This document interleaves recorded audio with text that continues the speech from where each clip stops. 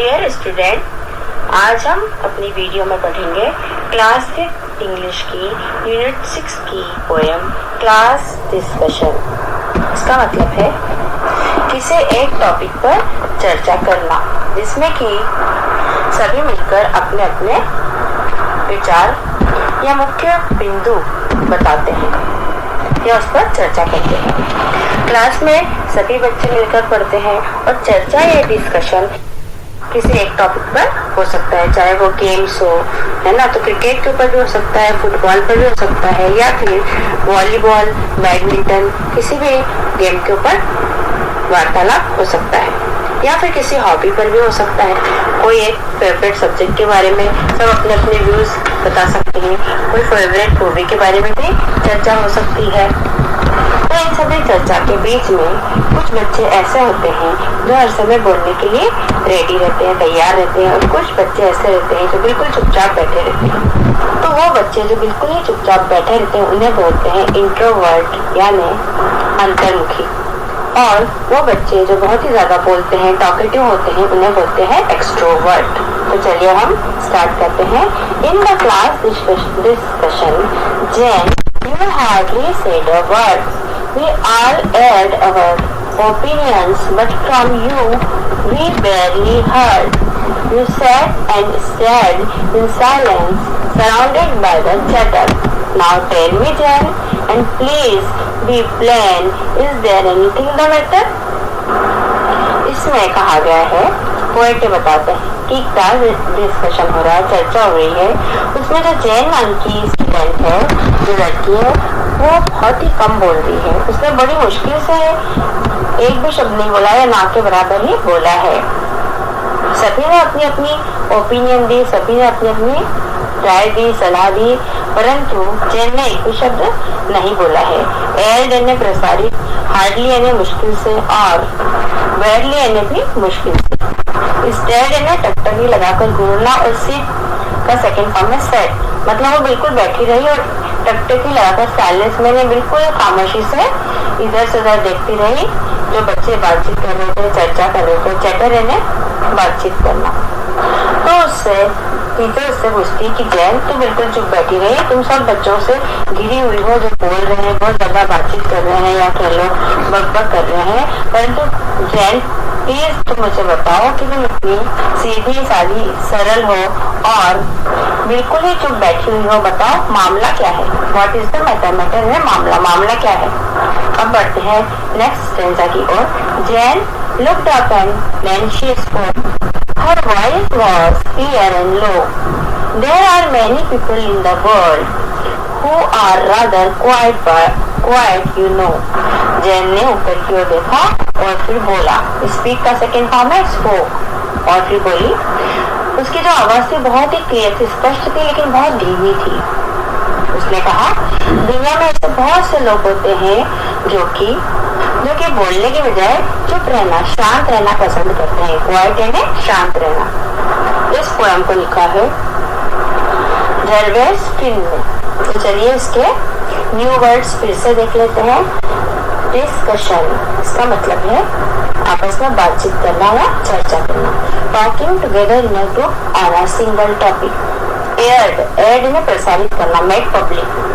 बेयरली यानी only just, बेयरली means मुश्किल से। Stare, look fixedly with eyes wide open, टकटकी लगाकर एक ही ओर देखते रहना। प्लेन यानी बिल्कुल क्लियर, स्पष्ट रूप से। चलिए क्वेश्चन आंसर देखते हैं। What activity was going on in the class? Class में क्या एक्टिविटी चल रही थी? इसका आंसर होगा discussion was going on in the class. Class में किसी एक विषय पर चर्चा चल रही थी। Question 2, Who was the quiet one in the class? कक्षा में सबसे ज्यादा शांत कौन था? Jen was the quiet one in the class. Jain नाम की लड़की जो थी वो कक्षा में सबसे क्वाइट थी, मीन्स शांत थी। Question 3, Why was she quiet? इसमें 3-4 ऑप्शन दे रखे हैं। She was afraid to air her opinions. She hated the voice. No, she hated the noise. She didn't like the activity. She was quiet by nature. इसका answer होगा option 4 कि she was quiet by nature, वह स्वभाव से ही शांत थी। Question 4, How do you interact in class during discussions? Do you participate or remain quiet? कि आप अपनी क्लास में जब चर्चा होती है, डिस्कशन होता है, तो क्या उसमें किस प्रकार से भाग लेते हैं? आप भाग लेते हैं, पार्टिसिपेट करते हैं, बिल्कुल शांत रहते हैं? तो इसका आंसर होगा I would like to participate actively sharing my thoughts and contributing to the discussion. मतलब इसका हिंदी में यह होगा कि जब भी डिस्कशन होता है तो उसमें एक्टिवली पार्टिसिपेट में भाग लेता हूँ और अपने जो विचार हैं, थॉट्स हैं, उनको शेयर करता हूँ और डिस्कशन में भाग लेता हूँ।